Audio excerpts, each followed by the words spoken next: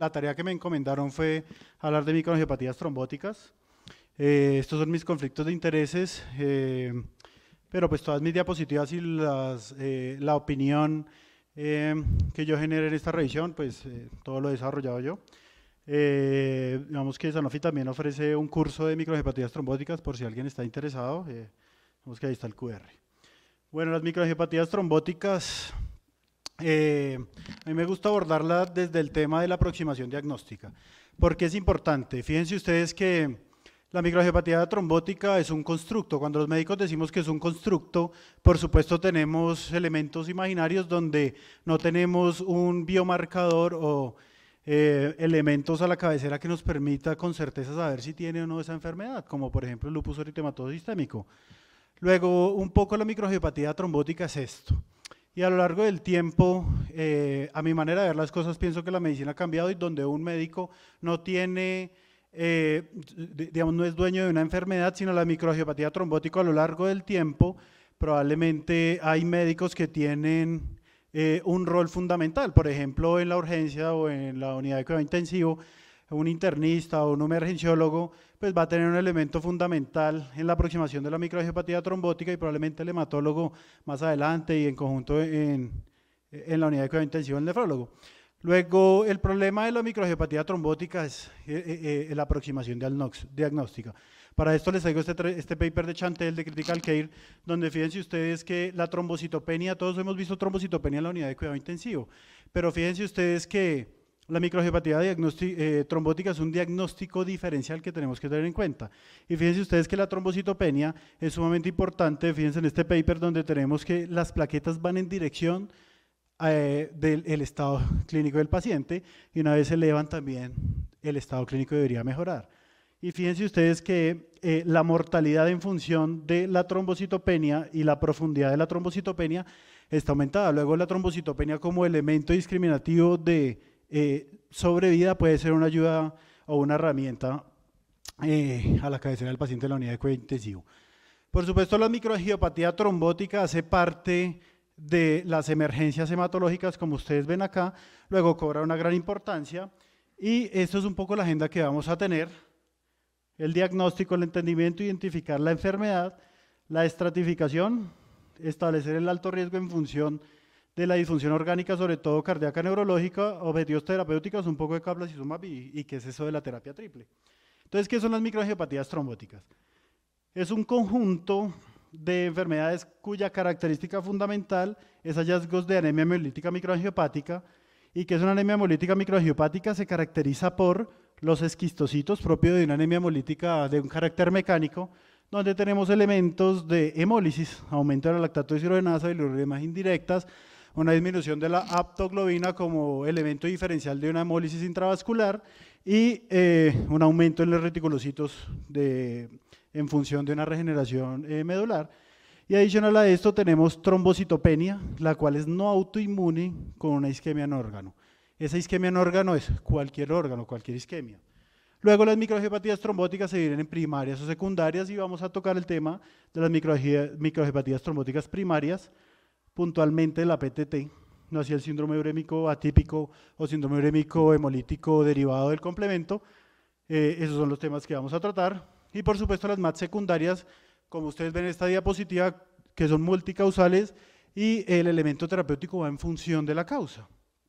Fíjense ustedes que la característica fundamental de la PTT es una disminución en la actividad del ADAMS13, no así en el síndrome urémico hemolítico atípico, donde hay una disregulación del complemento, y el SHU, donde tenemos características favorecedoras de la toxina Shiga, puntualmente la E. coli 157H7.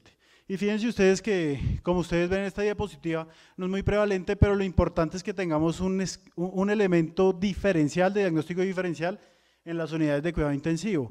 Y ya vamos a ver por qué. Y todo empezó aquí en 1952 con Moskowitz, donde describió unos casos donde pacientes tenían propiedades hemolíticas y aglutinantes. Luego, en la actualidad sigue siendo la misma definición y para eso debemos conocer la fisiopatología de las tres microangiopatías trombóticas. Fíjense ustedes que la característica fundamental en PTT es una disminución del ADAMS13, sea por aumento de los anticuerpos que van a generar una disminución del ADAMTS13. ¿Y el ADAMTS13 qué papel juega? Cuando el ADAMTS13 se encarga de clivar la el factor de von Willebrand, y al tener un déficit del ADAMTS13, va a haber una proteína ultra grande del factor de von Willebrand. Luego eso va a hacer una asociación o una unión a través del receptor de glicoproteína 1B del factor de von Willebrand y va a generar una isquemia a nivel orgánica. Y fíjense ustedes que esta isquemia favorecida por un aumento del factor de von Willebrand en términos de disminución de su clivaje va a generar la característica típica, que es una anemia hemolítica microangiopática, o sea, no autoinmune, cuya característica va a ser un aumento de los esquistocitos, hallazgos anatomopatológicos de microtrombos, y esto va a generar una isquemia tisular. Luego el ADAMTS13, el factor de von Willebrand, y esa isquemia a nivel tisular pues va a generar elementos fisiopatológicos que son susceptibles de tratamiento, y adicional a esto vemos que las otras microangiopatías trombóticas comparten elementos fisiopatológicos como el complemento. Entonces fíjense ustedes que aquí tenemos el síndrome urémico hemolítico mediado por complemento, donde hay alteración de la vía alterna del complemento, y esto va a favorecer el complejo de ataque a la membrana y el daño estructural.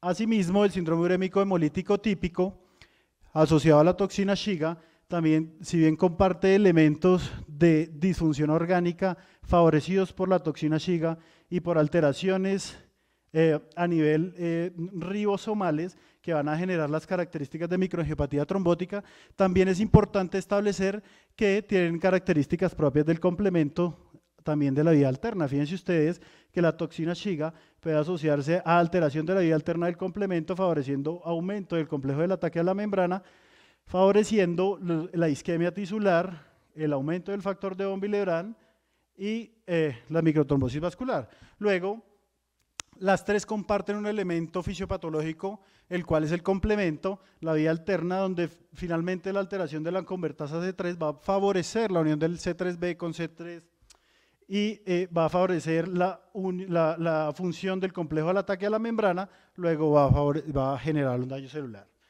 ¿Y por qué nosotros debemos conocer las microangiopatías trombóticas y por qué deben estar en la unidad de cuidado intensivo? Porque la característica fundamental es la disfunción orgánica, y esta disfunción orgánica en la unidad de cuidado intensivo, nuestro trabajo es recuperar o tratar la disfunción del órgano, porque el tratamiento fundamental de la microangiopatía trombótica es la plasmaferesis, y porque el ambiente de la UCI permite un monitoreo estrecho. El reto, como les mencionaba, de las microangiopatías trombóticas es un elemento diagnóstico donde tenemos tres características fundamentales, como ustedes ven acá. Lo primero es un daño orgánico, cualquier daño orgánico. Lo otro es una trombocitopenia. Y como tercer elemento tendremos la hemólisis microangiopática, cuya característica principal son un aumento de los esquistocitos, una disminución de la aptoglobina, un test de Coombs en general negativo y tiempos de coagulación normales. ¿Por qué tiempos de coagulación normales? Cuando tenemos un paciente en la UCI, tenemos trombocitopenia y tiempos de coagulación normales, nuestro diagnóstico principal probablemente es una CID. Luego, eso es un elemento de discriminación importante para establecer si ese paciente puede tener una microangiopatía trombótica. Sin embargo, hay unas características en las cuales se dificulta el diagnóstico de microangiopatías trombóticas, y para esto les traigo este paper del grupo francés de Azoulay, donde vemos que el sexo femenino, los niveles de hemoglobina, el test de Coombs positivo, unos bajos esquistocitos o unos ANAS positivos nos pueden establecer o generar un error diagnóstico en microangiopatías trombóticas. Pero hay que recordar que, como consideración fisiopatológica, los ANAS pueden ser producto de un epifenómeno inflamatorio, y esto nos podrían, por ejemplo, generar un error diagnóstico considerando que es una enfermedad de etiología autoinmune. Luego, hay que tener en cuenta estos errores potencialmente, estos elementos que nos pueden generar errores diagnósticos. Luego, la disfunción orgánica va en función de dos órganos principales, los cuales son a nivel del sistema nervioso central o a nivel cardiovascular, a pesar que cualquier entidad orgánica puede estar involucrada.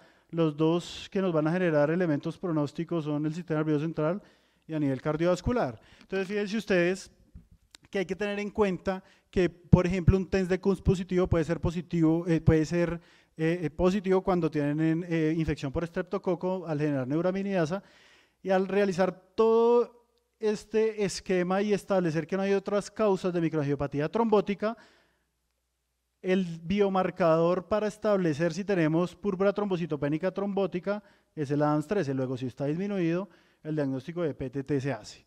O si está aumentado, tenemos un síndrome urémico hemolítico atípico.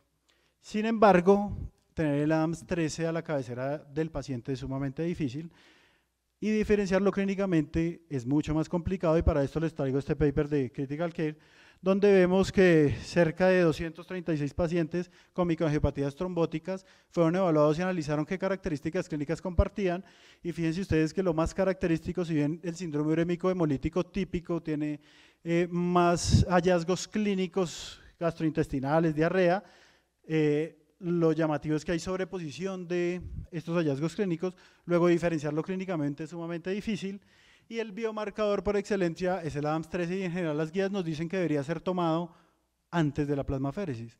Para esto les traigo este paper de transfusión donde el ADAMS13 menor del 10% es el diagnóstico, pero fíjense el rendimiento del ADAMS13 después de la segunda plasmaféresis puede ser 83%.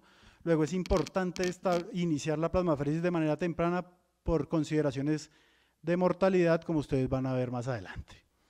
Entonces, como no tenemos el ADAMS13, nos llenamos de escalas para predecir qué tan bajo está el ADAMS13.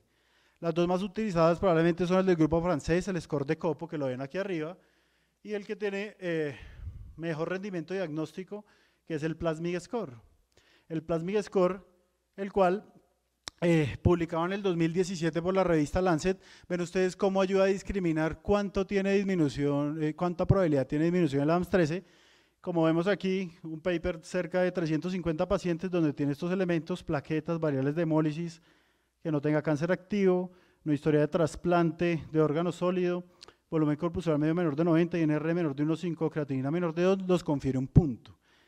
Y un score de 0 a 4 nos da una variable de bajo riesgo, un score de 5 nos da un riesgo intermedio, y un score de 6 a 7 nos denota alto riesgo.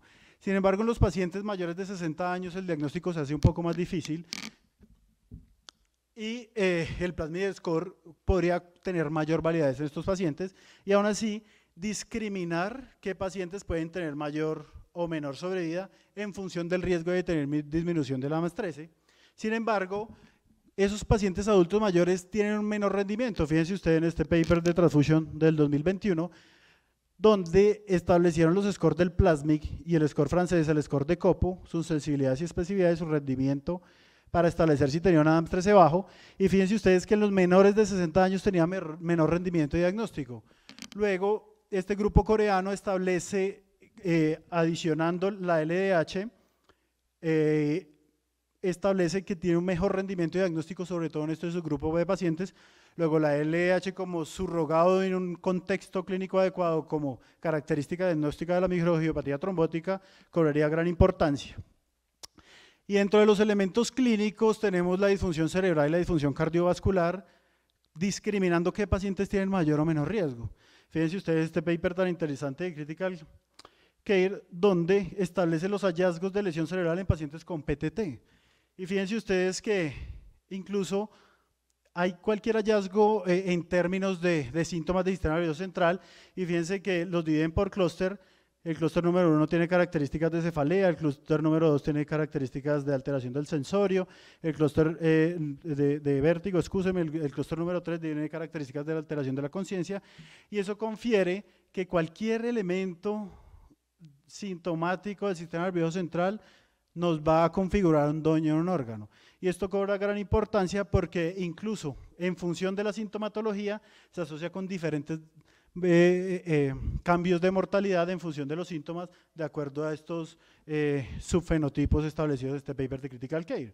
Asimismo, el paciente con púrpura trombocitopénica trombótica tiene una trombocitopenia profunda. Y esa trombocitopenia profunda uno en general pensaría que moriría más desangrado.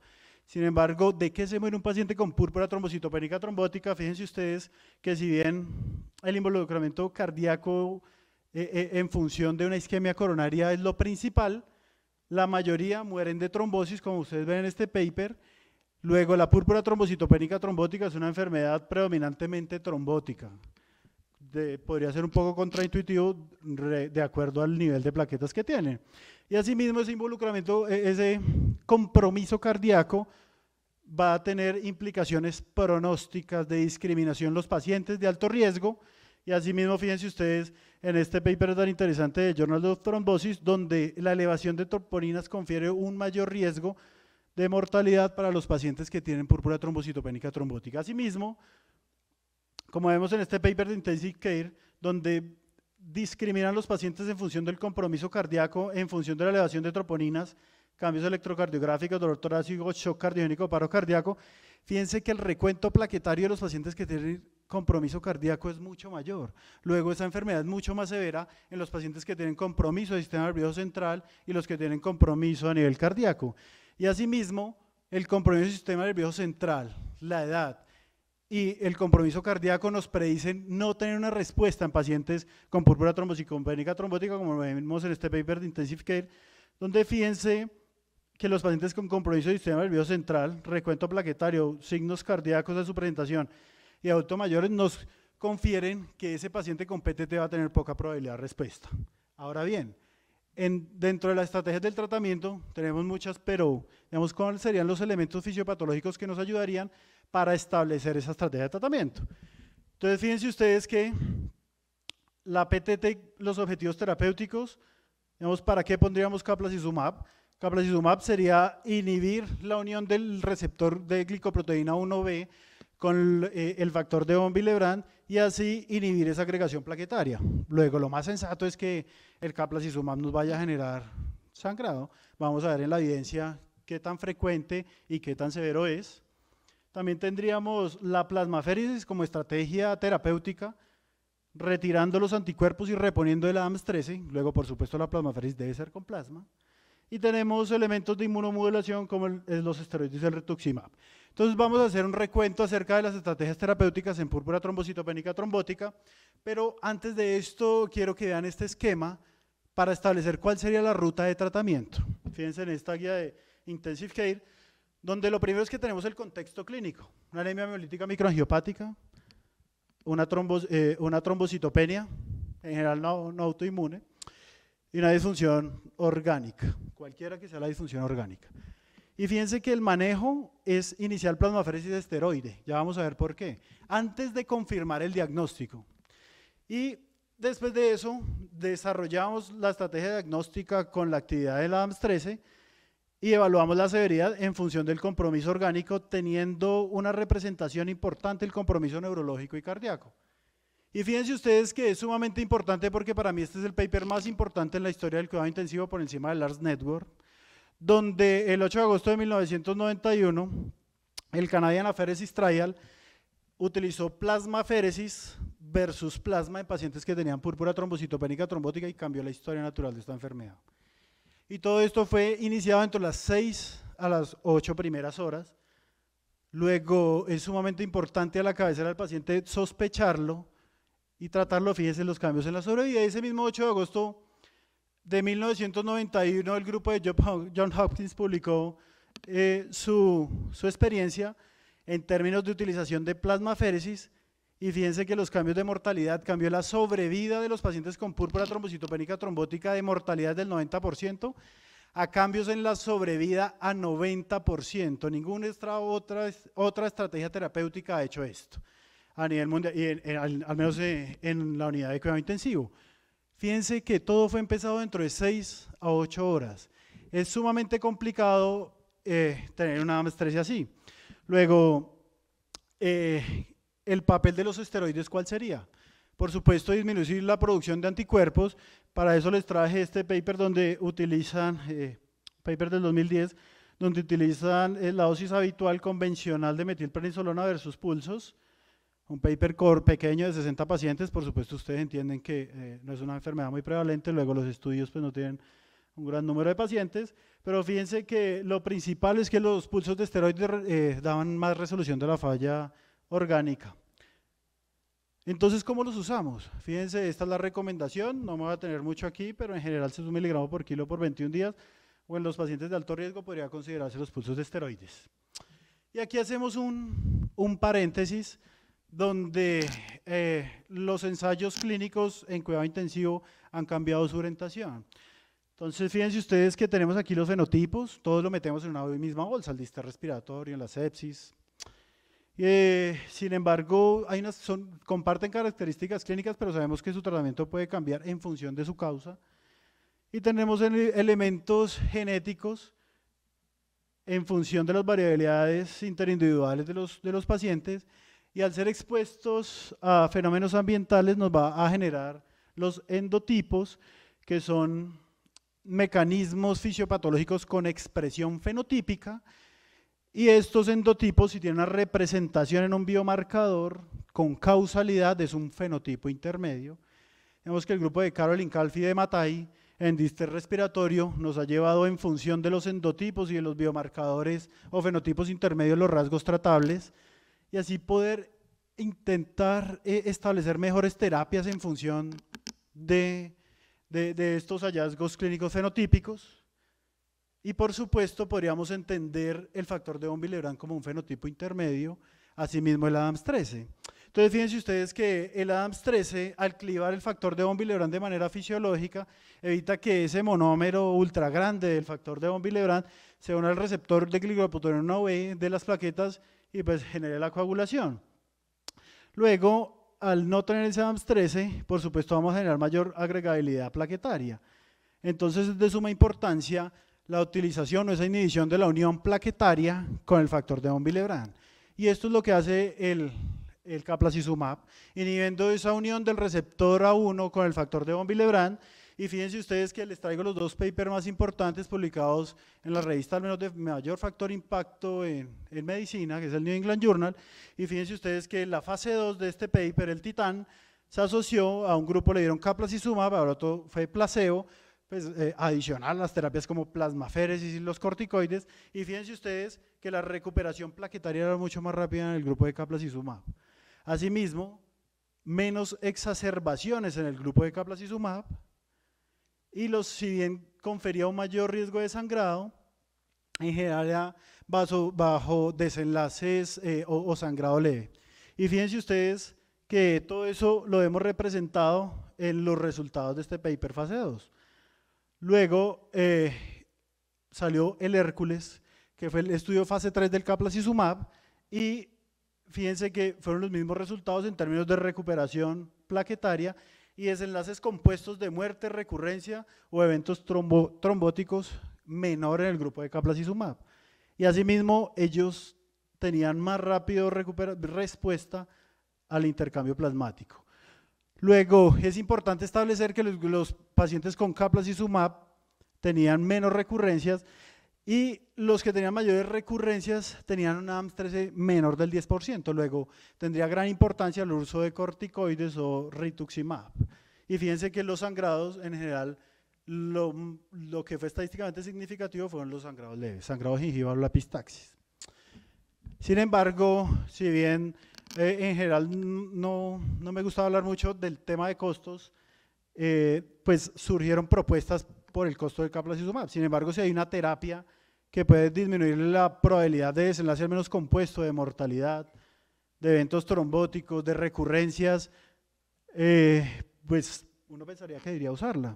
Pero fíjense que este paper del grupo alemán del 2020 de Blood, donde midieron el ADAMTS13, la actividad del ADAMTS13 y la actividad del factor de von Willebrand, y fíjense que empezaron a dar caplacizumab de manera intermitente, se dieron cuenta que la vida media podría ser entre 2 días, y tenía desenlaces favorables sin ninguna recurrencia, y los que tenían recurrencias tenían ADAMTS13 menor del 10%. Luego el ADAMTS13 y el factor de von Willebrand como elemento diagnóstico y de seguimiento cobran una gran importancia. Entonces, ¿qué nos dicen las guías? ¿Qué nos dice la guía del ICTH?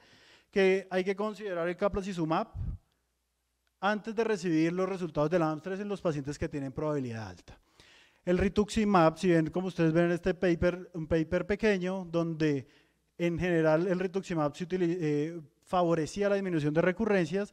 Fíjense ustedes que el grupo francés de Azoulay y de Copo dieron la terapia triple, caplacizumab, los corticoides y el rituximab, en unión con la plasmaféresis.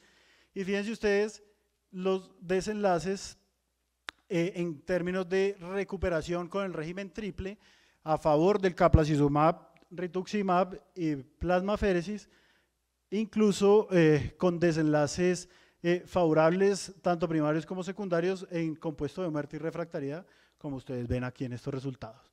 Asimismo, los eventos adversos fueron sangrados menores, luego es un medicamento muy seguro. Entonces, ¿qué nos dicen las guías de rituximab? Fíjense que este paper de Blood fue del 2021, las guías que deberían cambiar salieron en el 2020, nos dicen que en general tiene evidencia para recurrencias.